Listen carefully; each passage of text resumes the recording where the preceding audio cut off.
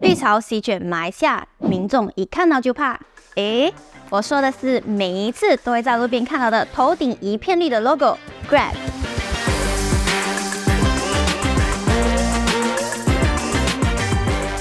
在这个绿色的 APP 里面，我们可以叫车、叫外卖、递送 grocery 或者是包裹，甚至是金融服务，像是付款、投资、保险等等，是我几乎每一天都一定会打开的 APP。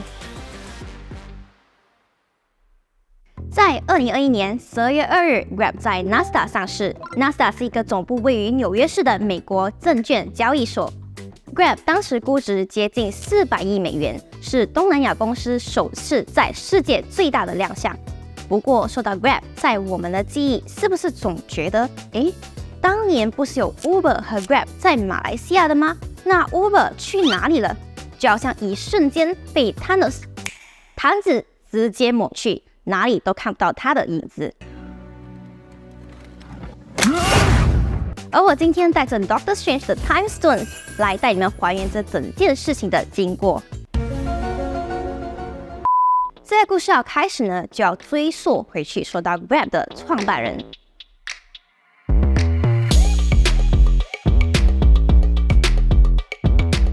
Grab 的创办人是陈炳耀 Anthony Tan 和陈慧玲丹慧玲。记录上，这两个人是马来西亚出生，而现在国籍是新加坡。我们说说这两个人相遇的故事吧。这不是什么偷偷藏不住恶啊，而是英雄相惜。说得好！我们先说说 Anthony Tan， 相信大家都听过丹中 Motor Holdings Berhad， 没听过的话，证明你滑手机的时间不够多。那么要多看看我，来增广见闻。好。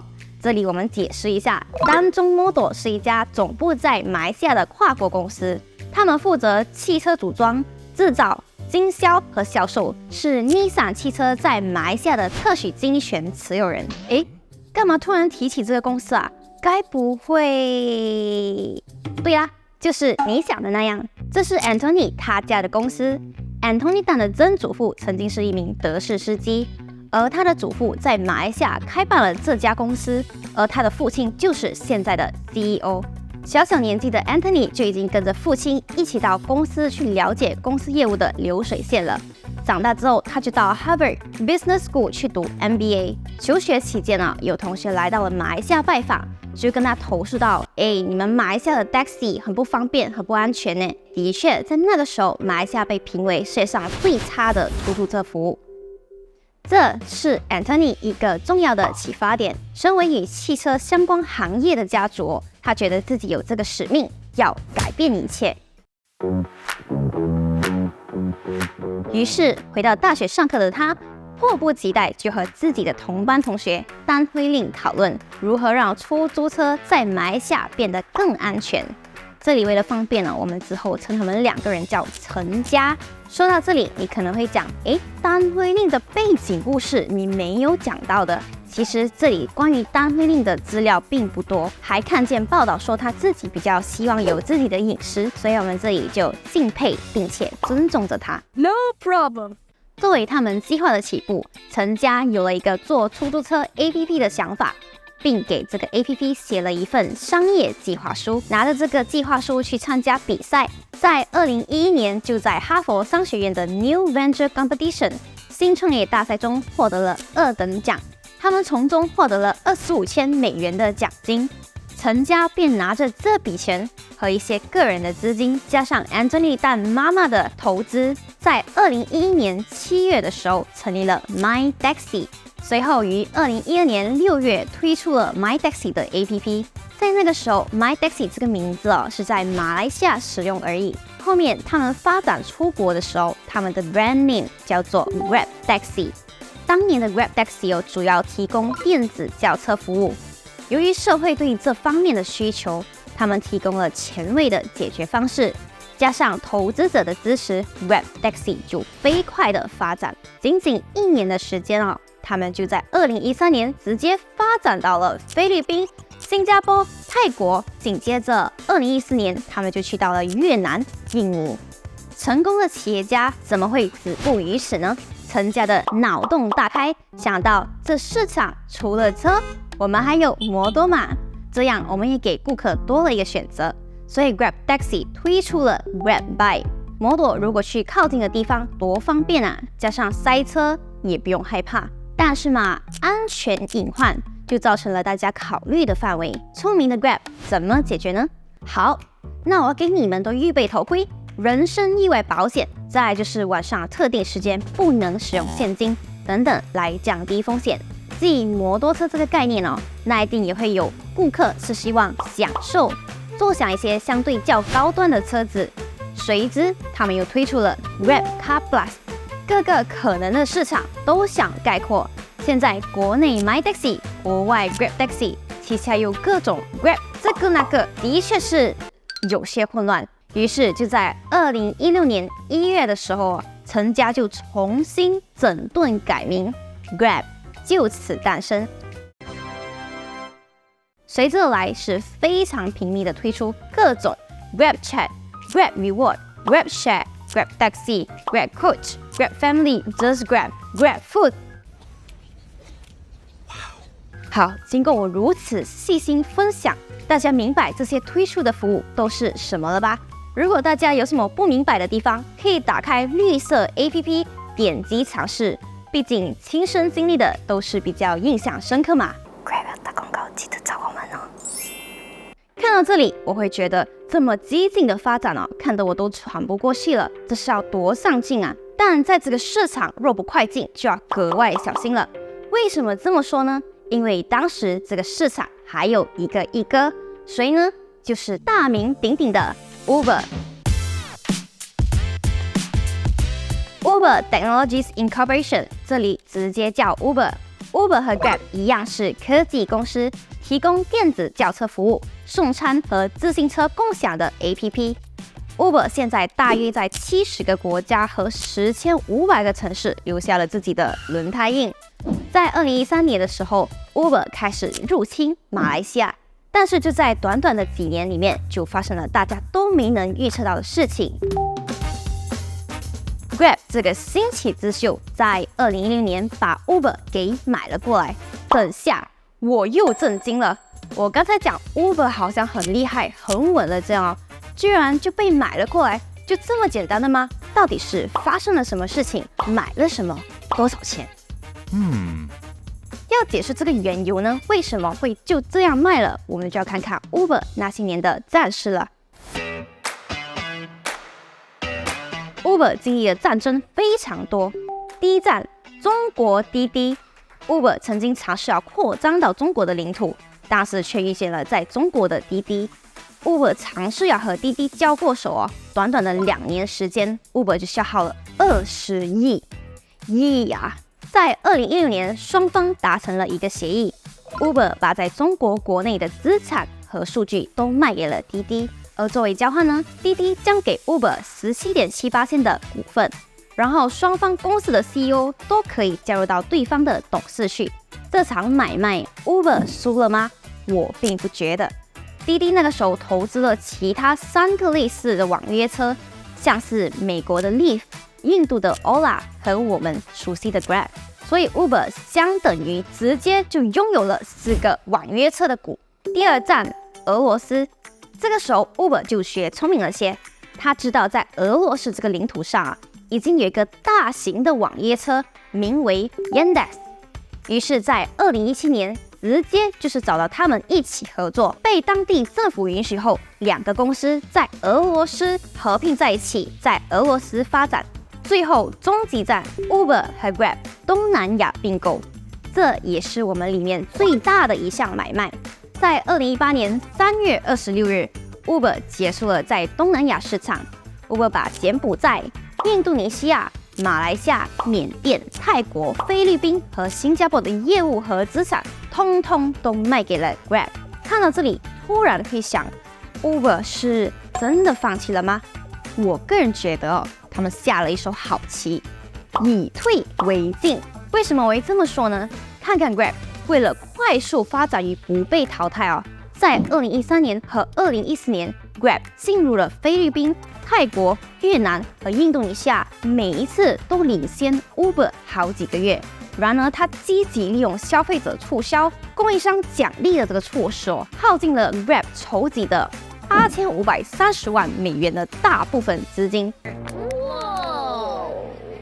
为了继续发展呢 ，Grab 从 Son Van Vision， 也就是从孙正义金主爸爸那里获得了大约2.5亿美元的投资基金。为了生存发展这是烧了多少的钱啊！当然 ，Uber 自己也不好过啦。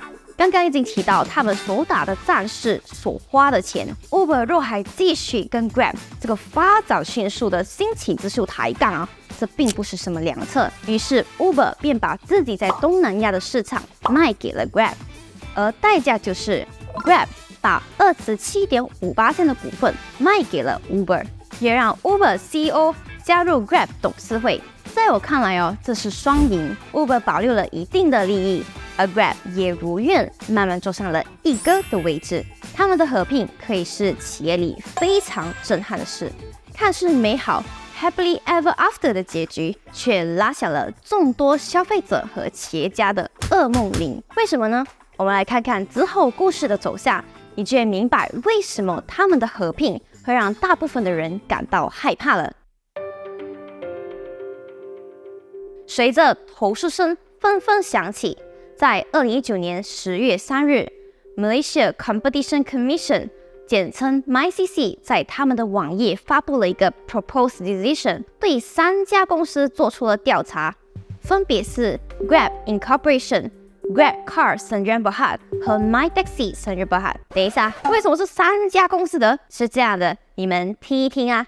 Grab Incorporation 是一家公司注册成立在 Cayman Island 英国海外领土，它是 MyTaxi 唯一股权拥有者和 Grab Car 大股东 Grab Car Sdn Bhd 提供的服务有 Grab Car、Grab Express、Grab X、Grab Share 和 Grab for Business， 而 MyTaxi Sdn Bhd 提供的服务有 Grab Taxi 和 Grab Food。在2018年3月 ，Grab 和 Uber 合并后，Grab 成为马来西亚电子招车市场的主导者。MyCC 调查后认为Grab 的行为不仅仅影响了网约车司机和他的竞争对手，从长远来看还会影响消费者。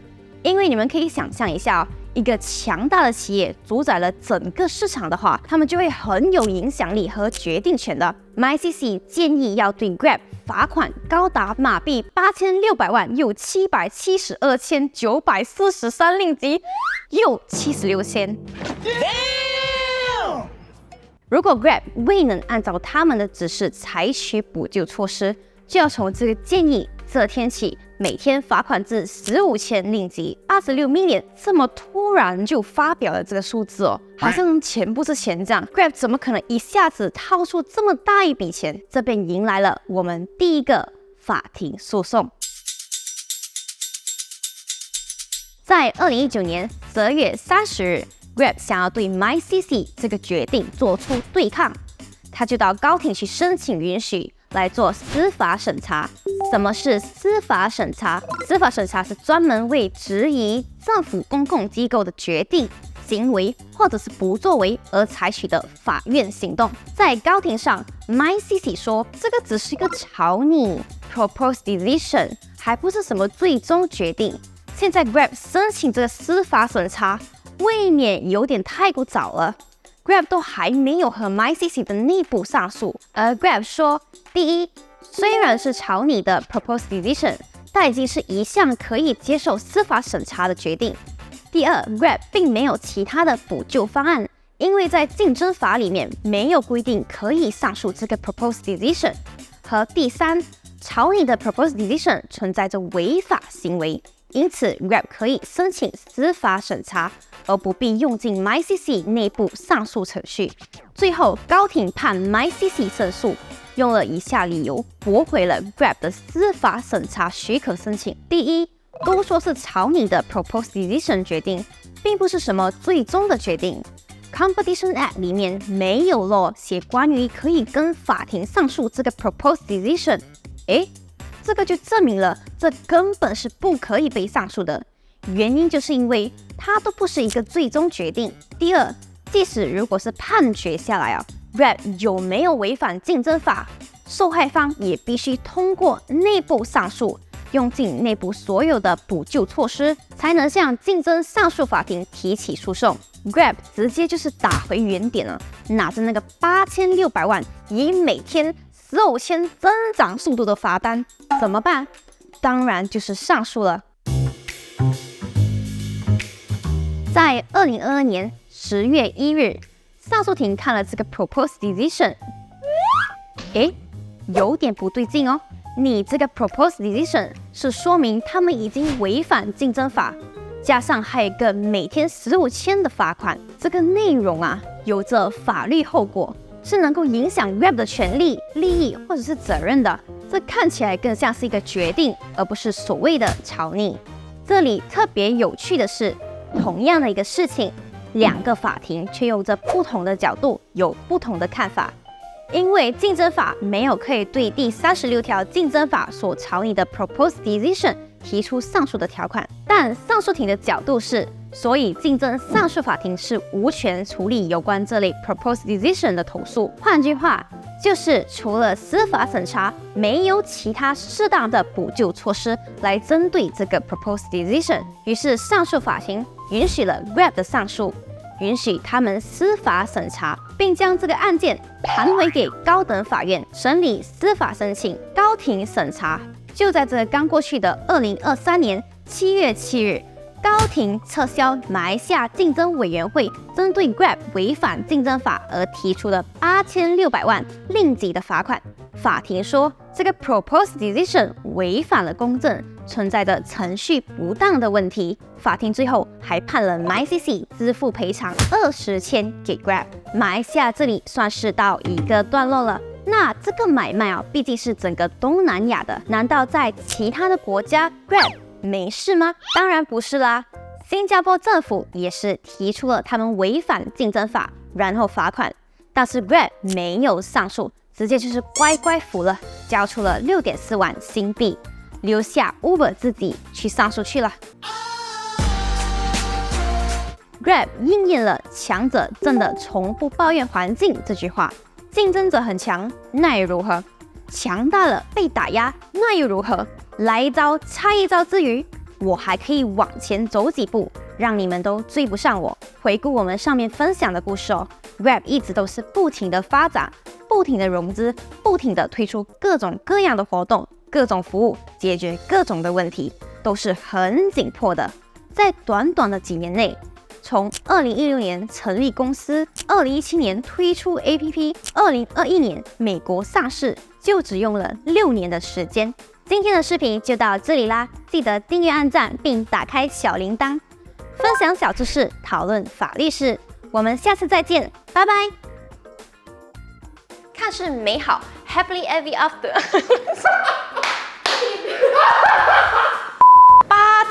8530，太懂要讲念。8530。他的拜拜比以往都更，比前面的全部更难理解。Yes， 完了，拜。